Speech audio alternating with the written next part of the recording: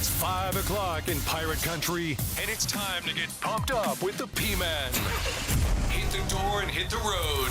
94.3 The Game is going to get you home, and the P-Man's not holding back. Yes! Yes! Pirates win! Pirates win! Bring on the Patrick Johnson Show on 94.3 The Game. Holy mackerel! Oh, my goodness! The flagship station of the ECU Pirates. All right, hello again, everybody, and welcome to the Patrick Johnson Show here on 94.3 The Game. We're at Tiebreakers, where coming up tonight we have Inside Pirate Athletics, our last edition of the year. Do you know that?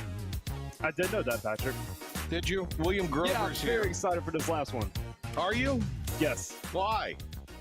I don't know. Because you don't have to come back out here and you don't have to see me for a minute? Is that? No, this might be my last night getting free food on Mondays. Is that how we're compensating you with free food? I believe so. Okay. Well, there you go. That's fair. Even trade for me. Even trade for you because you're a growing boy. One could say so. Yes. All right. Pilk, Is it worth I the pick up bullying you go through from Patrick? It's not bullying. It's tough love, Pilk. I'm a tough love sort. Am I not, William, a tough love sort? William knows I love him. Just tough on him. I'm not really tough on him. William says, yeah, kind of. Gotta get tougher, William. Gotta get tougher. Thought you were a ball player. Oh, yeah. Okay. Ball knower. A ball knower. Ball knower. Who you like to win the whole thing? Who's your Final Four? I really want to see Michigan State win it. Do I think they have a chance? Yes. Will they? Probably not, since I picked them. But my Final Four, Houston, Arizona, Michigan State, Auburn. Okay. Well, it's been nice having you on the show. We're not going to mute your mic for the rest of the hour. Okay. There you go. No, that's good. That's a good, actually not a bad Final Four. A little chalky, Yeah. but not bad. Pilkington doesn't like it because there's no Duke. Yeah, and Akron, I see Arizona's playing Akron. Akron's good. Akron's a good team. It's a good team. Pilk, the big story clearly is North Carolina getting in. Is intern Chris still with us today? He is. Pilk? Intern Chris part of the show also, so thanks to him. After we bag on his team for the first 45 minutes, I am going to let him say his piece in the final segment. So stay tuned once Patrick signs off. Well, so, and we're going to have Brett Friedlander on. He was covering the ACC tournament for the upteenth year. Barrett Salih, do you know who he is, Pilk? Covered the SEC for a number of years. He's actually going to be the Braves pregame and postgame host on their radio network starting this season. But he has covered the SEC, I think, for The Athletic, other outlets like that. He's been on Sirius XM stuff. Anyway, Barrett could not believe that the Tar Heels made it. So he put this out. These are numbers. Quad 1, North Carolina 1-12 versus Quad 1. That Quad 1 win was against a UCLA team that, frankly, is not that good.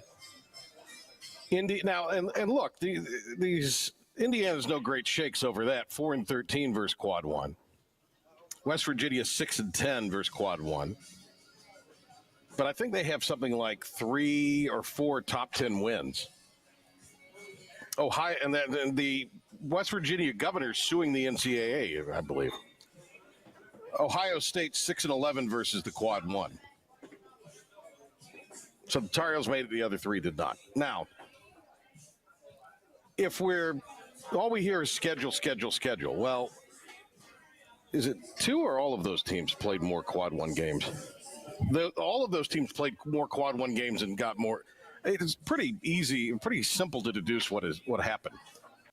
And before I give you that factual analysis, let's hear what had to be said. First, from a friend of the show, Jerry Palm on CBS Sports Network, was in disbelief the Tar Heels number was called. As far as I'm concerned, the committee missed North Carolina. There's just no case for them at all. In fact, I've been doing this a very long time, and no team that I've ever dealt with has so conclusively proven that they're not an NCAA tournament team and still made the field. It's not just the 1-12 record against quad 1 teams. It's that none of those quad 2 teams they're giving them credit for, those weren't tournament teams either. You know, it's almost like they wanted to show us a little bit of what an expanded tournament would look like. But it's just, I mean, Texas, if you want to put Texas in, that's fine. But I'll never see the case for North Carolina. That's the other thing. Texas got in too, and now I guess the thing that both of those, North Carolina and Texas, have in common, they won a couple of games in their tournaments. It's almost like the committee decided after Saturday, all right, we're done. We're going to go have some drinks, have a nice meal. That's a good point, Patrick, because West Virginia, Ohio State, Indiana, all over in their conference tournaments. The only team that was in that bubble that didn't get in that won conference tournament games was Boise, but obviously them playing in a lesser league, you know. Well, look, how many of the Mountain West get in? 5? Utah State, New Mexico, San Diego State, Colorado State, so 4. Same as the ACC. Yeah. And the ACC got a mercy submission since we're on public airwaves. So, and then you could say, all right, well, they must have valued the ACC more than we realized. No, because the team that was the runner-up in the tournament, they seeded them 8th. Louisville. That was mind-boggling to me. Louisville. So they were in the opinion of the ACC, apparently.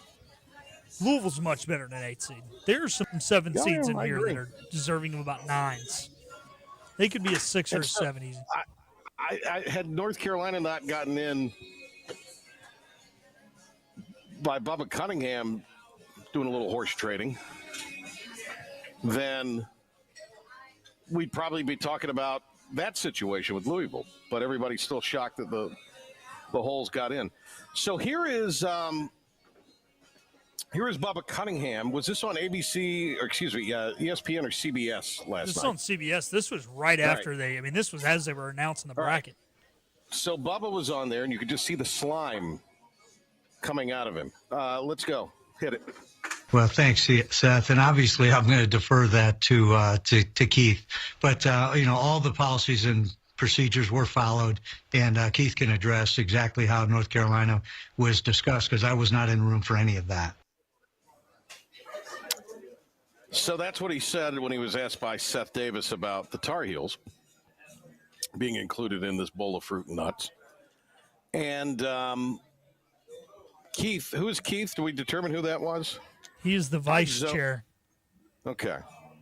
So he answers Seth's question because, look, if anybody from North Carolina, if anybody from the University north of Carrboro tells you that all policies and procedures were followed, by golly, you can take that to the bank. You could take that. UNC says it. Must be the case.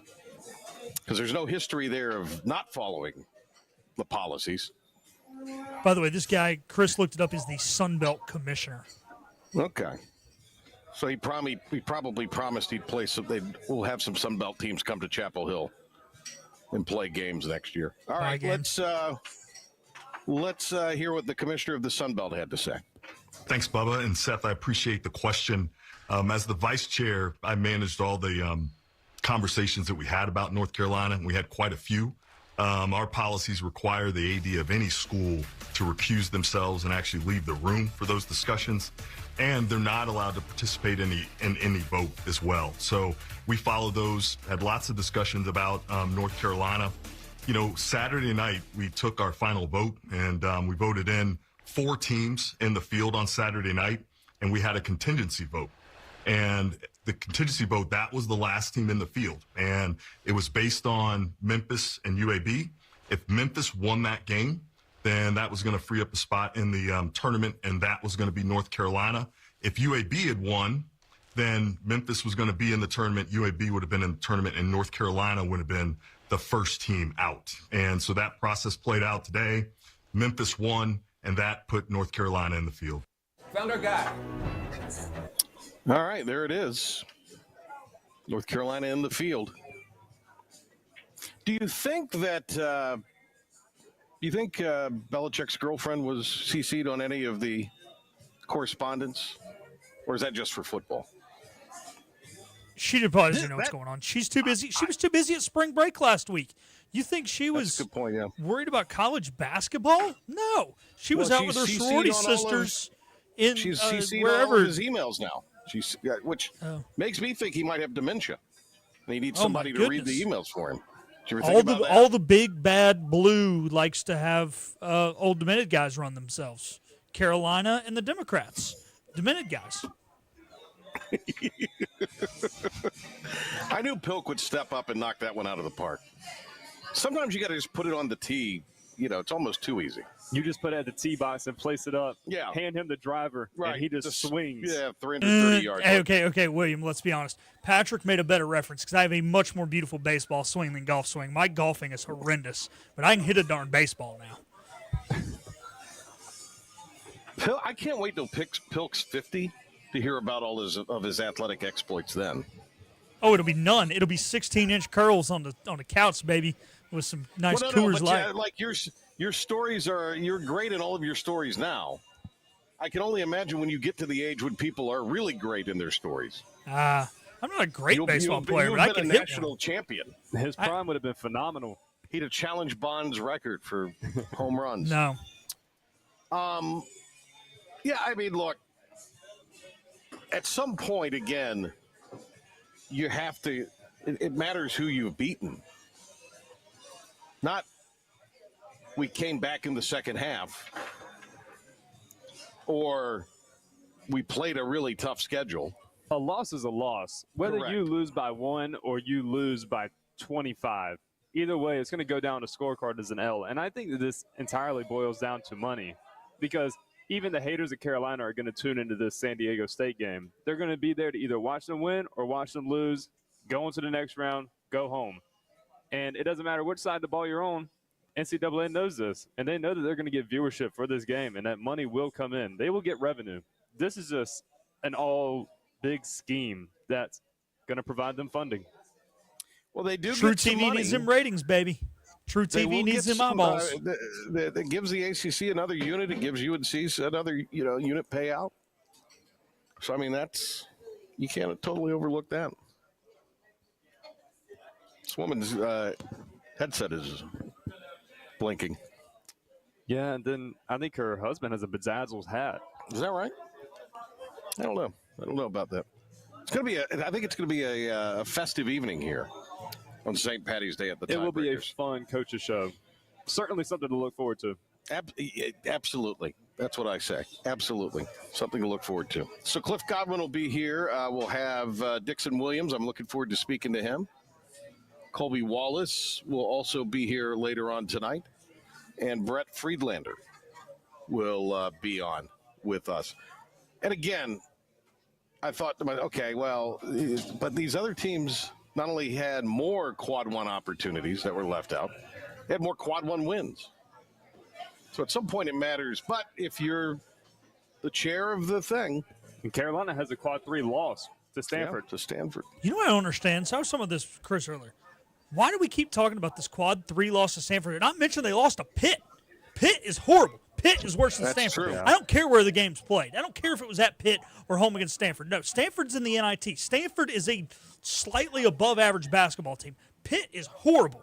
Now, to be fair, there's some other teams on this bubble that lost to Pitt and some teams on this bubble that lost to Penn State, and those teams are all dog water too. But you lose to freaking Pitt? I mean, come on. Let's not hate on Mark Stanford, Miller will okay? tell you how You bad got Pitt my is. boy Jalen Blakes on Stanford. Stanford can only be so bad. He had a pretty good year. He did. He did. Had a good year. All right, Pilk, let's hit a break. It is St. Patty's Day. If you're going to celebrate tonight, do it responsibly. All about responsibility. We'll get Friedlander's perspective on all this when we come back. Looking forward to having Saturdays Down South writer and columnist Brett Friedlander, great friend of the program. He got a big honor in Charlotte last weekend. We'll talk about that when we come back.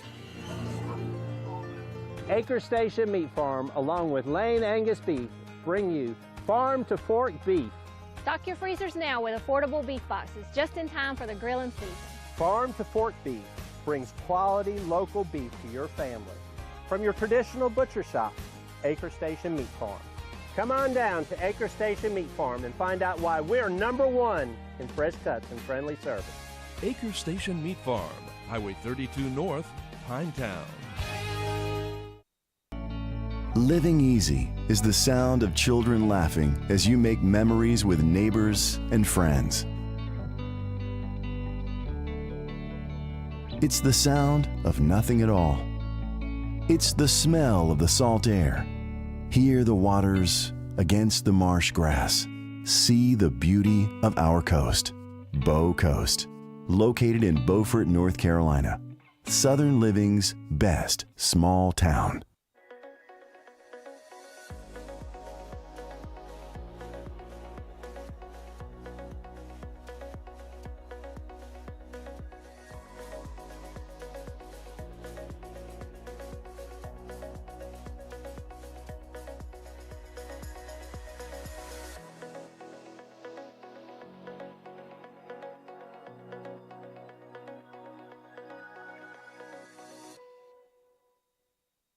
Other restaurants claim their food is fresh and fast, but are they friendly? At Moore's, you're treated like family the minute you walk into their doors. With locations in Winterville, New Bern, Swansboro, Morehead City, and Jacksonville. We've been practicing what we preach since 1945.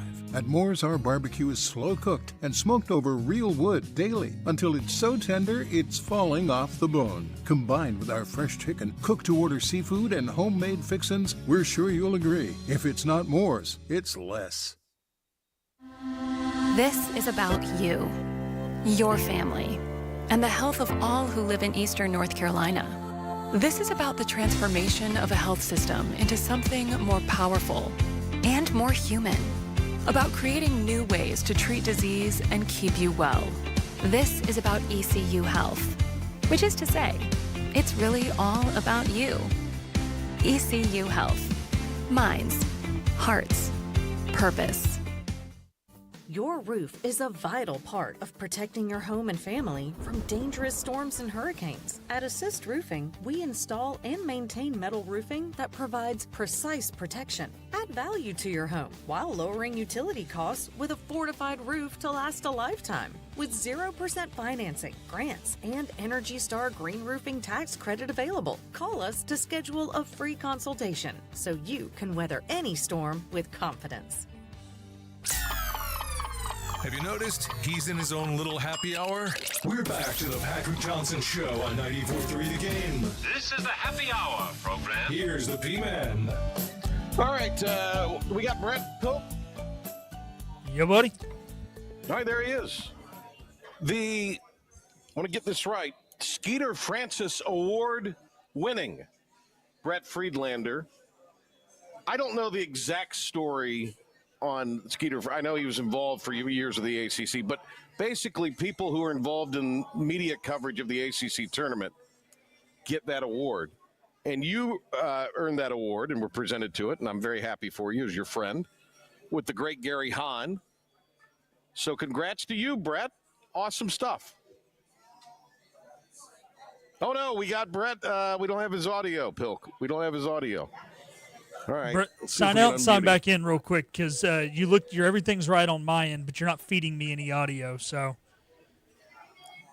Brett's going to log out and log back in. If we don't do that, we'll get him on the phone. Yeah, I can call him. Yeah. Oh, I set him up beautifully, Pilk. You did. Technology, gotta love it, gotta hate it. Beautifully. What did you hear that? I am seeing audio on Brett's end. All right, let's see if we can hear him. This is the first time I think that. Can you hear me now? Like you were right beside me. All right, good. Yeah, people have been trying to mute me for years, and you finally succeeded. So. I'm retiring. Drop the mic. I muted Brett Friedlander. I can retire. Let's go, baby. So Skeeter Francis was the longtime sports information director at Wake Forest. And back in the early days of the ACC, there was no centralized stats or information bureau for the league. And Skeeter started it. So he is basically the dean of ACC media. And so the award is named in his honor, and it is for lifetime contributions to the coverage of the Atlantic Coast Conference. And I am extremely honored, but I think basically what my getting that award proves is that if you stick around long enough, they give you a plaque. Did you get a key? Who was the guy that used to let everybody in the media room? He retired a few years ago, didn't he? Yeah. Who was that? Where at? At the ACC tournament. Oh, Brian Morrison? Yeah. B. Morrison, yeah. Yeah. Yeah, he retired a few years ago, too. We're all us dinosaurs are fading away. Nah, you're still hanging in there. You're still hanging in there. The great Brett Friedlander from Saturdays Down South. All right. Brett, the big question or the big topic, the big controversy, the heels getting in. You've written about this today, Saturdays Down South. Yep. So, I mean, look, we last we talked to you, we talked to Giglio, we talked to nobody, Jerry Palm, nobody on the show that's been on the show in the last month had the heels in. I kept telling everybody they were getting in. Nobody wanted to listen. I mean, no, seriously, even right up to the selection show yesterday. Did you? I had it that sounds like revisionist history, Brett. What's that? It almost sounds revisionist, Brett. It's not. Go back and check my X timeline. Right before the selection show, I said, gut feeling, they're in.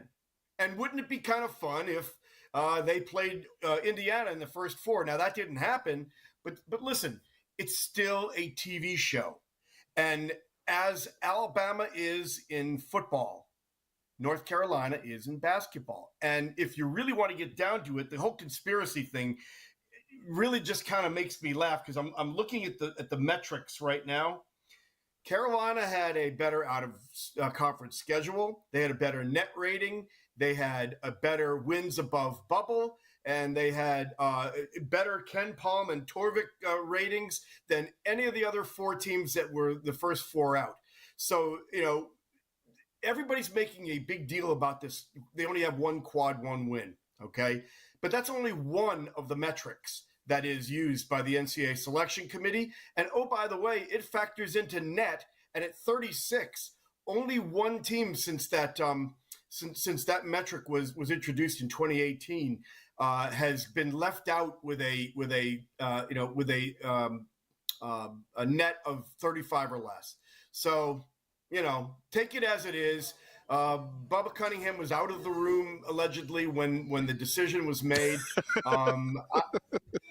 I think the only thing that this proves, and oh, by the way, too, in answer to your producer, Pitt was a much different team back in January before all their players started getting hurt. I mean, they were the second best team in the ACC and ranked 17th in the country when they went to Cameron and got broken by Duke. And then they started losing guys to injury. So Pittsburgh is terrible now, but they weren't always this season. So there are a lot of factors involved here. But I think the only thing that Selection Sunday proved, and this argument between whether Carolina should have got in or didn't get in or should have been Indiana or West Virginia or whoever else, it's that the NCAA tournament does not need to be expanded because none of these teams belong. No. Does not need to be expanded at all. This proves that, to be quite honest. Yeah, it does not need to be expanded. Look, I think when you look at this, they were playing better at the end of the year. Now, 8 of their last 11, yeah. Now, the only losses were Duke 3 times and Clemson once. Now, and again, the winning percentage of those teams that they beat at the end of the year. But look, you got to beat people to. I mean, you can only beat who's on the schedule. I do think at some point it comes down to wins. I maybe could have made a case for Indiana only because I think Indiana was playing well at the end of the year. But, West Virginia, I mean, they're all kind of right there. And it's really who's the best looking ugly person. I mean, that's kind of what it is. You or me, right? Well, there you go. And we know I'm better looking than you are, Brett. Come on. All right. The great Brett Friedlander with us here. Let me ask you this. Let's get off the Tar Heels. Let's talk about Duke. Will Cooper Flagg be back? And if you were in charge of, when do we bring him back? Assuming he's healthy, how soon would you bring him back? I'm going to go on John Shire's word and the fact that they are planning on him being back. And I'll tell you, he didn't really look like he had much of a limp as he was going up the ladder to cut down the nets on Saturday. I believe that he'll be back. If I were Duke, I would follow the blueprint that UNC used with Ty Lawson back in 2010. 2009, excuse me, in which they kept him out of the first game. They played him about 12 to 15 minutes in the second game just to kind of get his feet under him. And actually, they needed him in that game against LSU.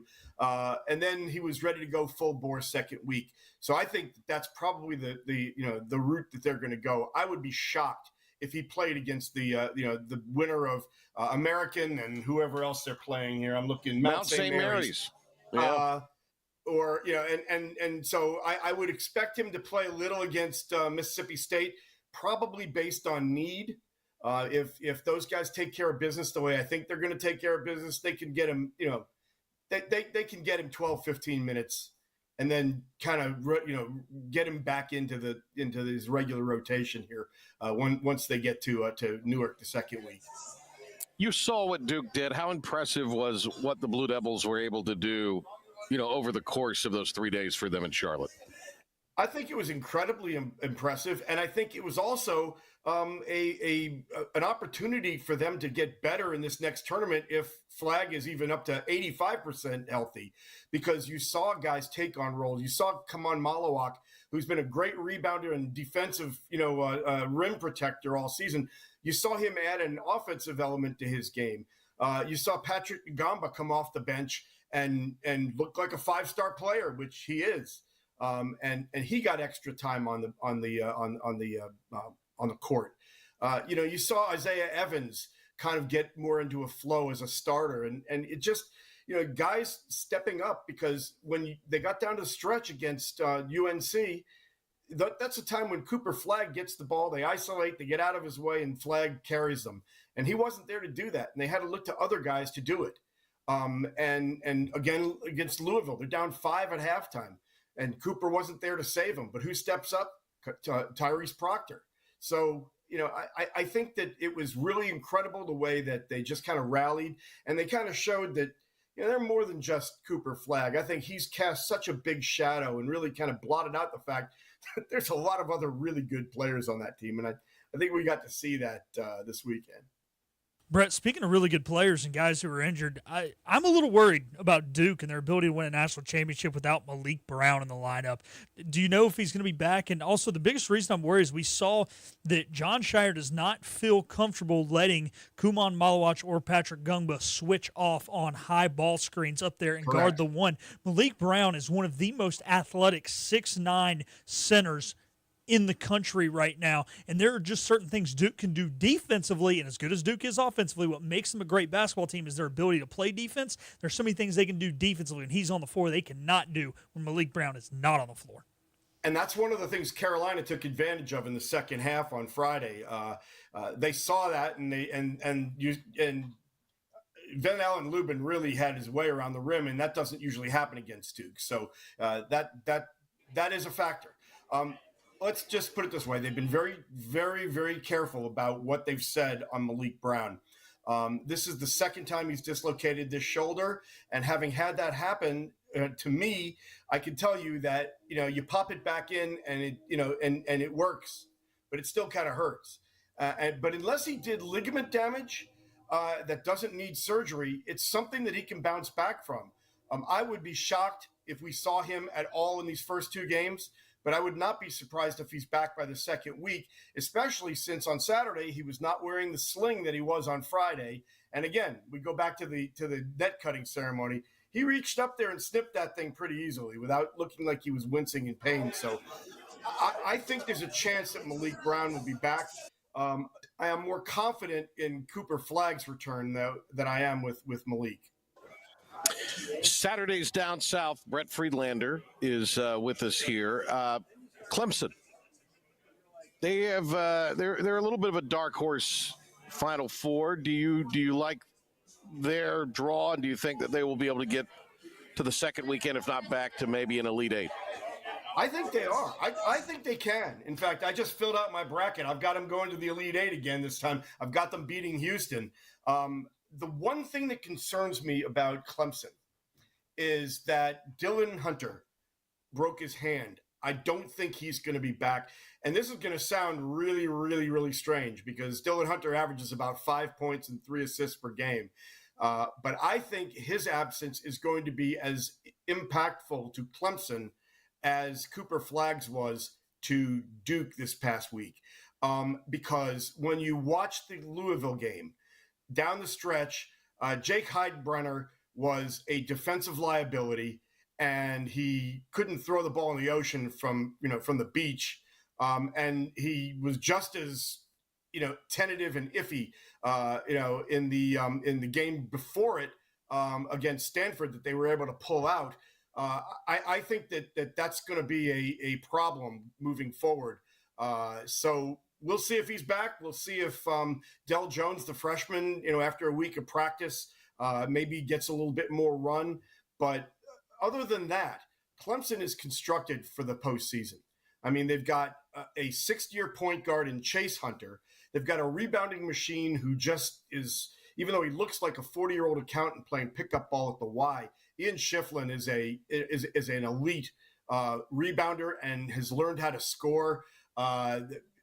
Victor Locken is a reasonable enough facsimile of P.J. Hall, to give them that inside-outside factor. And then Jaden Zachary is, I think, one of the best 2 or 3 defensive players in the conference, and he's just as good of an offensive player as Joseph Girard was last year. And those are the guys that basically brought them to the Elite Eight. So yeah, I think that they got a great shot, and I think they're in a good place in the bracket, and we shall see. So it's been reported that apparently Richard Pitino has maybe joined the list of candidates that would be on the wish list for NC State. Will Wade, widely rumored, and then Justin Gainey, who played there and is an assistant at Tennessee. All 3 coaches are involved in the postseason right now. Are those the names you're hearing, and what can we expect out of the Wolfpack search? Well, what we can expect out of the Wolfpack search, well, history says they're going to screw it up, but, we'll see how it goes. I think a lot is going to depend on what kind of a financial commitment they make to the new coach, whoever it ends up being, to make sure that they can compete NIL wise, and when profit sharing comes in, because that is one of the things that Kevin Keats complained about all season. And if you look at the NCAA bracket, the top 2 or 3 seeds are all the ones who basically spent the most money in NIL, and so it's become a professional sport. And if you don't make that financial commitment, you have to count on catching lightning in a bottle like the Wolfpack did last year. So I think that Wade is the first choice of a lot of people over there. I'm not sure that he's the first choice of Boo Corrigan. But we're not going to know anything until teams start dropping out of the NCAA tournament. So it's not going to be like Jay Lucas, an assistant coach leaving right at the end of the season to go take over Miami.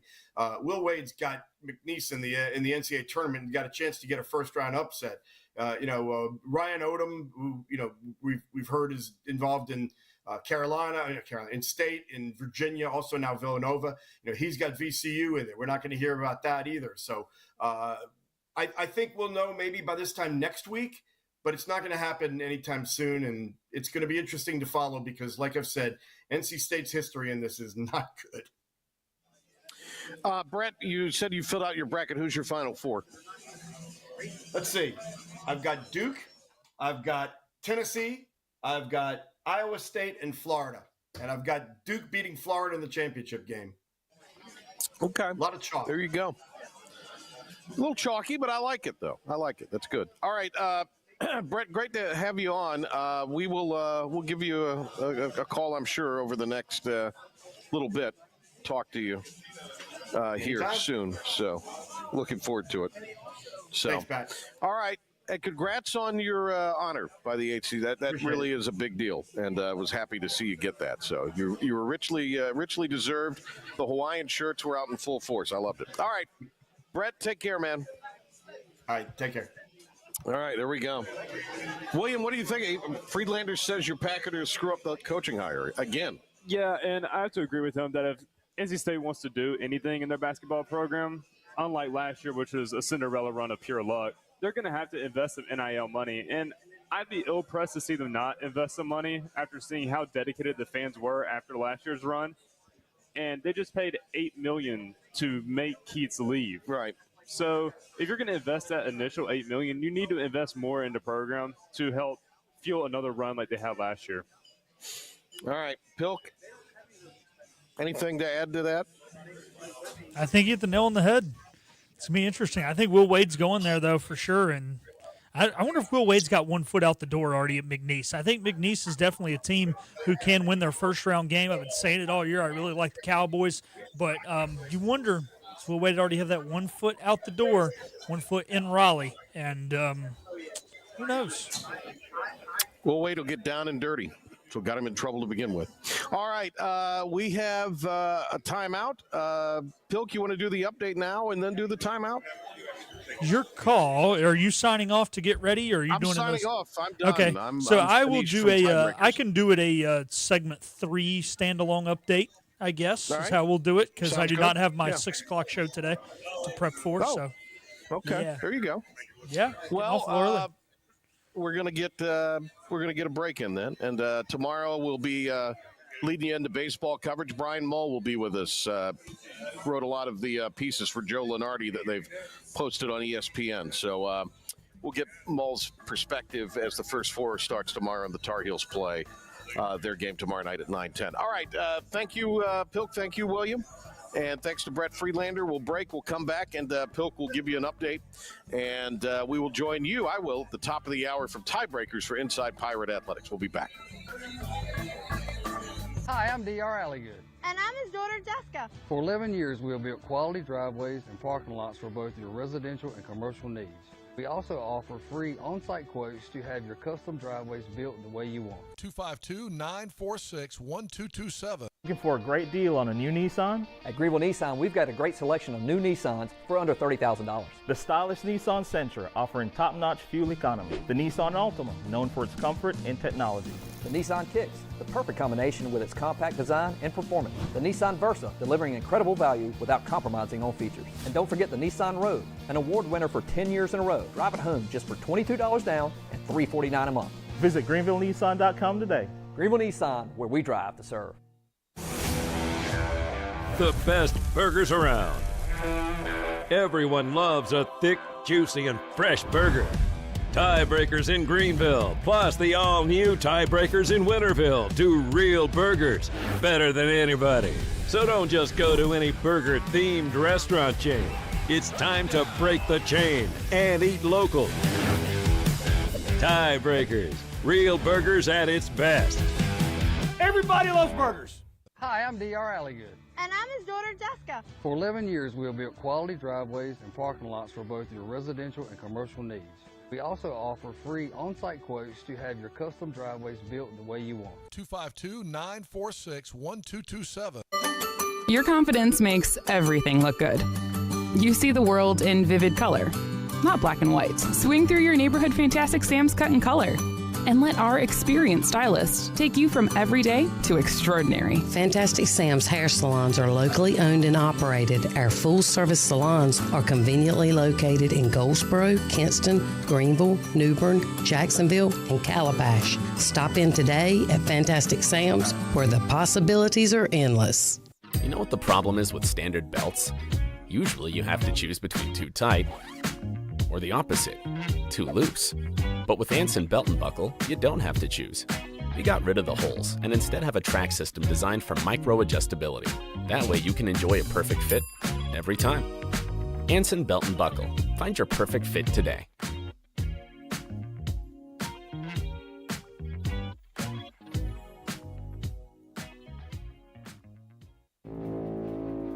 Pirate fans, 2025 East Carolina football season tickets are on sale now and can be purchased for as little as $115.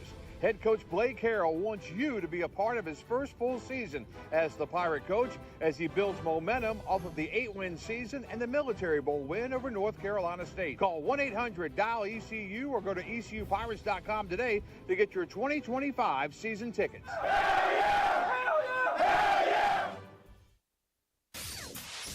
Philip Pilkington here with your 94.3 The Game Sports Flash update and Pirate Report. Looking back at the Pirate weekend that was, the baseball team swept William and Mary over the weekend. They played them once Friday and twice on Saturday. They'll be back in action tomorrow when they head down to Fayetteville to play a neutral site game against the Seahawks of UNC Wilmington. That game can be heard right here on 94.3 The Game. It'll be a 5:45 airtime for that, just after 6 o'clock first pitch. The softball team had a tough weekend, dropping 2 out of 3 to Tulsa. However, it's not as bad as it sounds. They did play a game that went scoreless into the 10th inning in the rubber match in their second game on Saturday, but ended up falling. The ladies pitched well all weekend, just had a couple bad games hitting the ball, but they did also have a run rule victory mixed in there with a 9-1 victory. They'll be hosting North Carolina Central tomorrow. Hopefully North Carolina Central's bus does not. Quinnipiac yesterday, 17-9.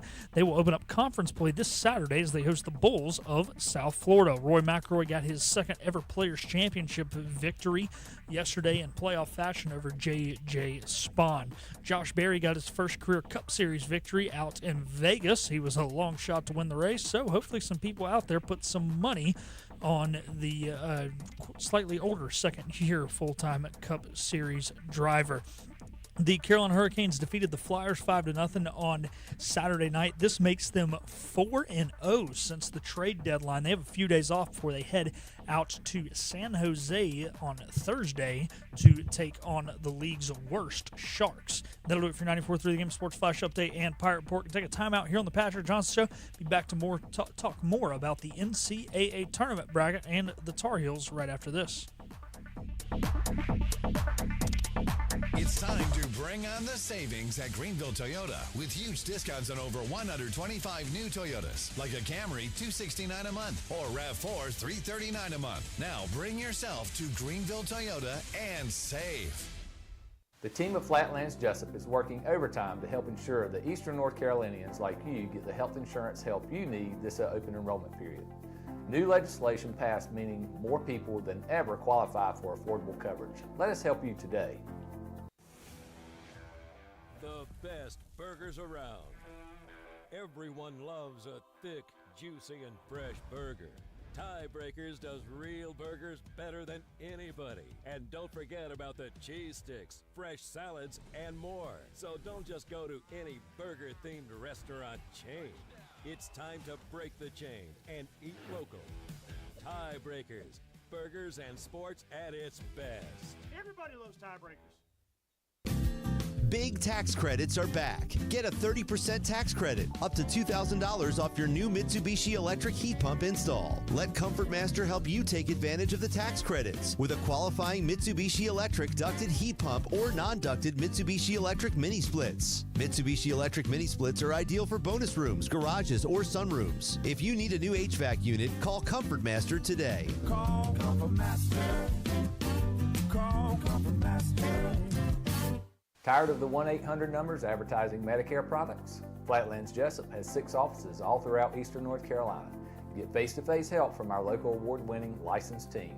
Stop by today. Flatlands Jessup, your whole world covered.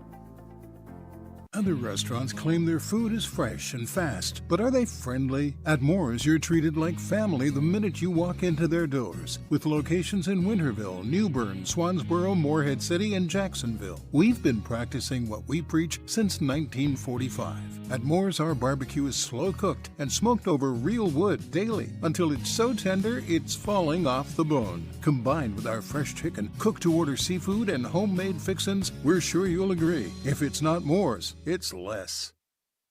Acre Station Meat Farm, along with Lane Angus Beef, bring you Farm to Fork Beef.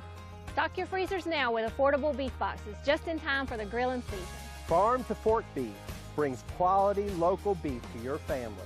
From your traditional butcher shop, Acre Station Meat Farm.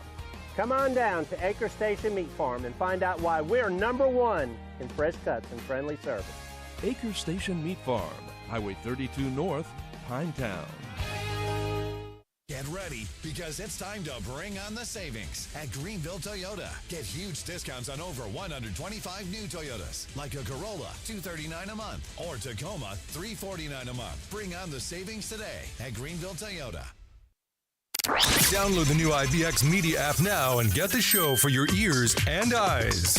Doesn't it look great on me? This is the Patrick Johnson Show on 94.3 The Game. Welcome back into the Patrick Johnson Show. Philip Pilkington here, going to take you the rest of the way home, joined by our intern, Chris Watson. And we're going to talk a little bit about Carolina. We're just going to talk about this bubble as a whole because obviously everybody's got their opinion on North Carolina. But let's be honest, Xavier and Texas were not, the best teams either. You could argue some of the teams that didn't get in are even better than them. But we have spent most of this show crapping on Chris's Tar Heels. So we will let him say his piece, freedom of speech. We will let him have his First Amendment rights to say his piece on his team. What's up, Chris? What's up, man? How are we doing today? I'm good. How are you? I'm good. So, obviously, you look at UNC as a whole, they weren't great until the end of the year. They went on their little run in February. They won 8 of their last 10 games. The only other team to do that was Texas. Texas got hot at the end of the year. Xavier goes 1-9 in quad 1 games. Nobody's talking about that, but you want to talk about how UNC goes 1-13, but plays the number 5 ranked strength of schedule this season. Yeah, that added conference strength of schedule, I think, definitely helped you guys. But yeah, look, I don't know. The tough thing is you got to look at the entire body of work, and based off what I've seen of late, Carolina has gotten better, peaking when it matters. Yes, they haven't beat a lot of tournament caliber teams. Now, I do agree with Jerry Palm. They're quad 2 games. Yeah, they were 8-0, but all those teams tournament. But to be fair, for the most part, they handled business against teams they should handle business against. And then also, like you said, and you mentioned it off the air, where you said the bubble was just a lot of bad teams this year. And I agree. I mean, I agree with the Xavier thing, but Texas, to me, you lose 15 games, you shouldn't make the tournament. I understand the SEC is the best, but one year the ACC got 11 out of 15. You're going to give them 14 out of 16? They have more teams, and you're going to let less teams miss the tournament? I think Texas is not deserving at all. I mean, you're 6-12 in conference play. I agree. I fully agree. They had 2 teams get in that were 6-12 in conference play. In no world ever does a team that wins 30% of their games in conference make tournament. When has that ever happened other than this year? I would have to go back and look at that year with the ACC and figure out exactly who all made it. But, yeah, I mean, the Big Ten is not bad. They're not a bad conference. Yes, they're not as top-heavy maybe as the SEC, and they're not as good as the SEC altogether. But when you look at some of these Big Ten teams that made it or didn't make it, Ohio State, I mean, they were 9-11 in conference play. Now, I think them going 0 in the conference tournament to a bad Iowa team whose coach got fired definitely hurts. But some of these out-of-conference losses, even, you look, they lost to Texas A&M out of conference. Well, that's a good team. They lost to Auburn out of conference. Well, that's the team who got the number 1 overall seed. You look at, on Maryland, that is a conference loss. They played a couple conference games early. But, yeah, I mean, they've got a handful of decent wins. They beat Kentucky out of conference, beat Maryland in the league. So I wouldn't be opposed to them. I mean, I liked the Big Ten teams a little better than I liked some of these bad SEC teams. At least you got to win the games. I think a record's got to matter a little bit. I think the only team that really I had an argument for over Texas was West Virginia, because the reason they gave for West Virginia not getting in just made 0 sense. I mean, they straight up said the reason is because Tucker Deveries isn't playing in the tournament. They won a majority of their games without him. He was gone since Game 8 at the beginning of the season. So how is that even an argument? Yeah, that kind of ties in that Florida State thing from last year, and we could sit here and debate that till the cows come home. And I do believe you're only as good as the team you're putting out on the floor. But to your point, he didn't get hurt last weekend. He got hurt at Thanksgiving. I mean, they built the resume without him. Let's look at West Virginia right here. Gosh, these teams change conferences too much. I think change, but they were 10-10 in league play, 19-13 overall. They beat Arizona, tournament team. They beat Gonzaga, tournament team. You beat Kansas, tournament team. Beat Iowa State back before Iowa State fell off the bridge. I mean, they're not a bad team. Yet down the stretch, a lot of their wins were bad teams. Cincinnati, Utah, Cincinnati again, TCU, UCF, Utah. But still, I mean, they don't have – I mean, losing to TCU, I guess, isn't great. They did lose Kansas State and Arizona State. So they got some tough losses, but I don't know. You're only going to win so many games. I just don't know. Look, here's the thing. We do have to remember this. I think this is hitting closer to home right now because Carolina's on the bubble, right? And we live in North Carolina, but every year there's so many teams ticked off, right? You know, we talked about it earlier. You and I did, just hanging out earlier today about the college football playoff. Like, somebody's going to be ticked off. But I do think that's what's good about is how many teams we have is the committee can point. This was the problem with 4 college football teams. There were teams that were perfect and didn't get in, or teams that just lost just the conference championship and couldn't get in. When there are 68 teams, it's not the committee's fault. It's yours. There's a handful of games you probably shouldn't have lost. Shouldn't have lost a Penn State. If Carolina wouldn't have got in, you shouldn't have lost a Pitt. Shouldn't have lost a Stanford.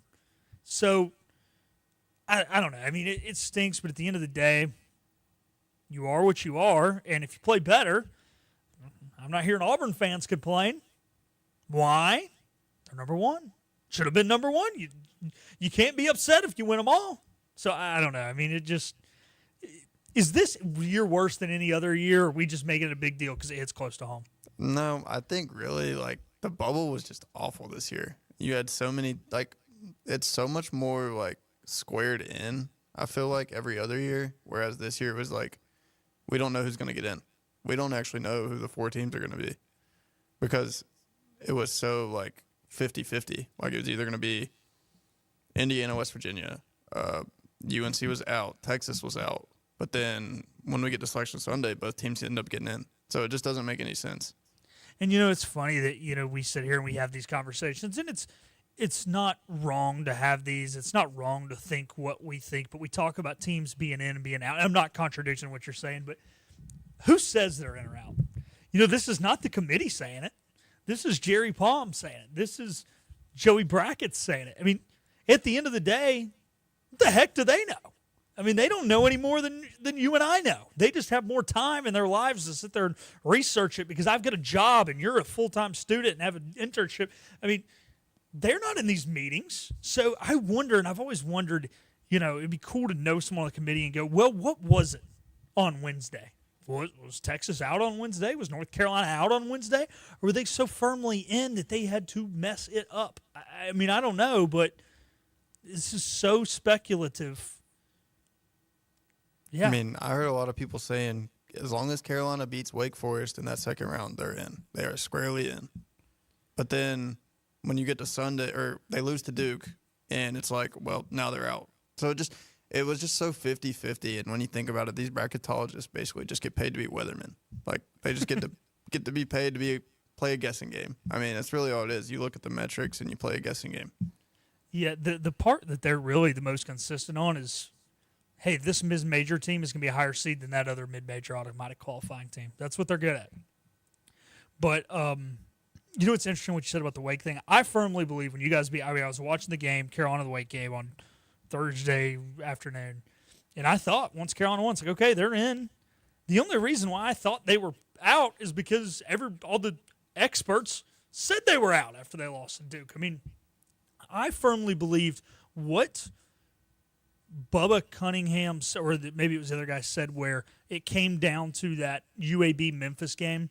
I thought it came down to that. I did also think, I'm not going to lie, I thought VCU should have been in 100%, and then George Mason would have stolen a bid, kept VCU in, and then potentially knocked Carolina out. But going into Sunday, when I woke up, I thought George Mason and or UAB was going to have to win. Obviously, I was wrong because they seeded VCU lower than the first 4, but I thought they kind of got snubbed of an at-large spot. But, hey, who cares? They won their conference tournament. But I don't know, what did you think Sunday morning waking up? I mean, did you think dang, we're out? I mean, we're in. Did you kind of think what the truth was with UAB? I mean, were you just going off what Joey Brackets was saying? No, I will never listen to Joe Lenardi in my life. He has been historically wrong. So I was kind of 50-50 because I was like, well, we played Duke close. Had we had not come back there would have been an argument for us to not be in. I think we wouldn't have gotten in if we got blown out. But since we didn't get blown out, I think there was a case there for them to be in. However, obviously I knew that there were still options for like teams to steal bids. So I kind of knew if Memphis doesn't win and if VCU doesn't win, we're kind of screwed. All right. Personal opinion, not this year, just in general. Should there be a recency bias? I believe in the overall body of work, but do you think the tiebreaker should be the recency bias? To some extent, yes, because Carolina really didn't have any bad losses towards the end of the year. But they had one, I think it was January when they lost to Stanford, and then they lose to Wake twice. Here's my thing. Xavier, one and done in the conference tournament. Now, Marquette's not a bad team. Ohio State, one and done. Indiana, one and done. West Virginia, one and done. You win a game in the conference tournament, you're probably feeling a little better yourselves. Now, Xavier gets in. Carolina obviously wins 2 games in the conference tournament. Now, the Indiana thing is a little different for me. We're running out of time because they won. They lost to Oregon, but the other 2 lost to teams that were terrible. West Virginia lost to Colorado, and Ohio State lost to Iowa. So that's a good way to play yourself out. Lose to a team that ain't close to the bubble. So. Yeah, I mean, you lose to a bad team towards the end of the season, and you're on the bubble. I mean, there's no way you're getting in. Yeah. Look in the mirror, boys. You want to make it. Play better. That's it. All right, we got 20 seconds left, so we appreciate you, Chris. Thanks for your insight on Carolina and your opinions. Thank you, Philip. All righty, there we go. That'll do it for our show today. Thanks to the P-Man. Thanks to William Grover. Thanks to intern Chris. Thanks to Brett Friedlander for joining us. Have a great rest of your evening, Pirate Nation. Stay tuned. Pirate Athletics right after this.